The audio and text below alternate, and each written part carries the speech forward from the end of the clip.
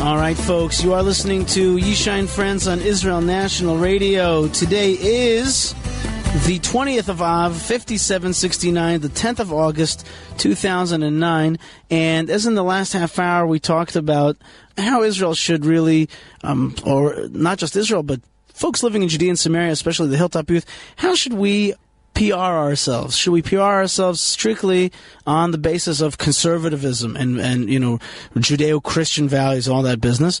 Or can we also show ourselves as really the new left, today's more holistic, spiritual, folksy, back to earth, family values, loving to make children, music, really very natural feeling on the land type of peoples?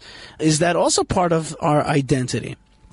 And if it is part of our identity, why isn't our politics reflective of that? Oftentimes it seems that religious Zionists, those are nice words, religious and Zionist. It seems like it's really a plateful of ideas, and yet sometimes our politics seems to be very myopic, very limited, very focused on sectarian values, which is give me the money for my institutions. Where is the voice of the religious Zionist in affairs of the state that are more nationalistic? Sometimes I think maybe we shouldn't be called a national religious, but we should be called, I don't know, myopic or sectarian religious, because we seem to care only about a small swath of society and its issues.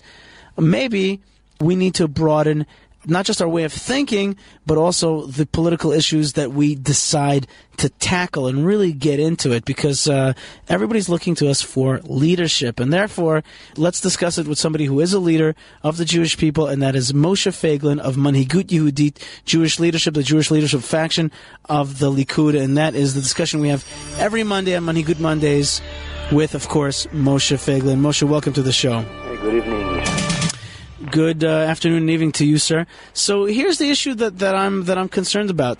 And the issue that I'm concerned about is are there maybe a wider breadth, or a wider spectrum of issues that we should be tackling and we're not yet tackling? And I'll give you one example that bothers me.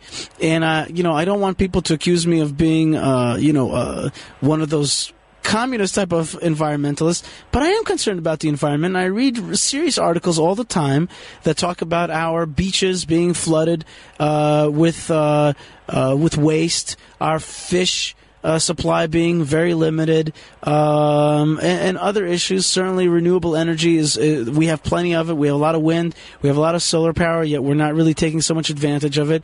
And the greatest, clearest issue of them all is water.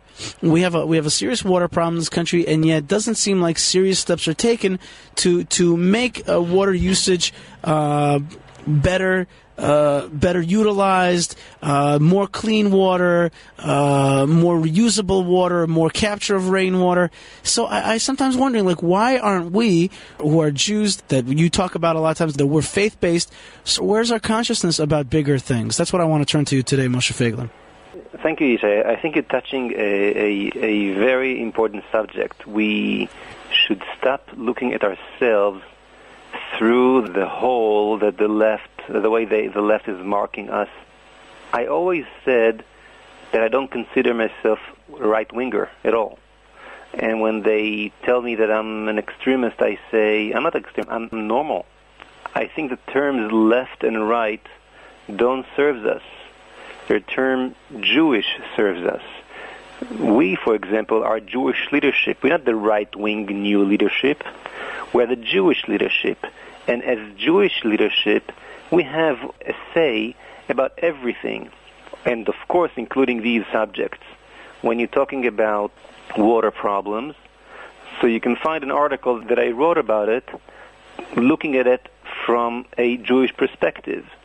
When you're talking about another example, just last Thursday, a lady who's doing her doctorate right now, and she's definitely not the first one, came to my office, and she's doing a research about the understanding of civil disobedience, of human rights and moral issues in the Israeli society. And she, on her own, came coming from a very leftist background, came to conclusion that Zu Artzenu in the past and Manhigut Yehudit have what to say about the idea of human rights all over the world, by the way, not only in Israel, and in Israel, more than all the leftist organizations at the same time. She could not find answers, and she tried for very basic questions when she interviewed Yossi Sarid, when she interviewed Shalom Achshav, when she interviewed all these movements from the left that based themselves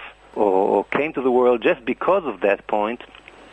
But when push comes to shove, as they say, let the soldiers do what they did in Gush Katif, and so on. So I think the problem, we have nobody to blame here but ourselves. We should stop see ourselves as right-wingers. We are Jews who came back to Israel and developing the Torah, Torat Eretz Yisrael, looking for answers to all the subjects, including these subjects. It says in Sefer Bereshit, when HaKadosh Baruch Hu put Adam HaRishon, the first man in heaven, he said, Ten da'atcha shelo tachriv et olami. Here you have everything you can wish for, a wonderful world, all the trees, all the clean water, the clean air, everything. Make sure that you're not going to destroy them. So of course, these ideas, green ideas, as they say, did not come from the left. We have it at home, but as we know, every value should be put in its right place. When you have values out of their place, it becomes avodat elilim, it becomes idol worship. And this is also something that you should be aware of it when you deal with a subject. Every once in a while, every decade, every 5 years, the left, the liberals, comes with a new idol. Sometimes this idol of a clean environment, for example, can become out of focus, right, and idle for itself.